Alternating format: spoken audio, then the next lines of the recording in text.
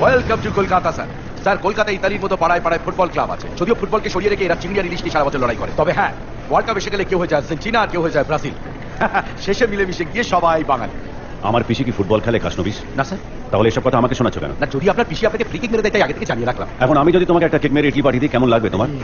এই দেখুন স্যার, এই হচ্ছে আপনার পিসি মধুজা ব্যানার্জি। উনি এখনো বিয়ের অফার পান। যদিও উনি বিয়ে জীবনে একবারই করেছিলেন আপনার বিশ্বমশাই প্রণবেশ ব্যানার্জিকে। ওনাদের আগে একটা 3 স্টার হোটেল ছিল, বর্তমানে ওটা 5 স্টার।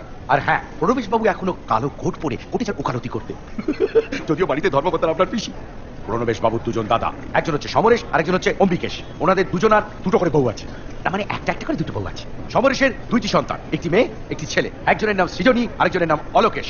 আর অম্বিকেশের 2টি মেয়ে, দিশানি আর ঈশানী। খাসনবিশ, আমি আমার পিসির হিস্ট্রি জিওগ্রাফি তোমার কাছ থেকে জানতে চাই না। স্যার, এটা আমার হোমওয়ার্ক। বুলশিট। না স্যার, এটা না জানলে আপনি বাড়ির ভেতরে এন্ট্রি পাবেন কি করে? আমার পিসে মশাইয়ের বাড়ি কোথায়? এই তো স্যার, নিউ টাউনে। তবে হ্যাঁ, বর্তমানে উনি নিউ জার্সি থেকে ফিরে আসছেন। ওই দেখুন স্যার, দেখুন।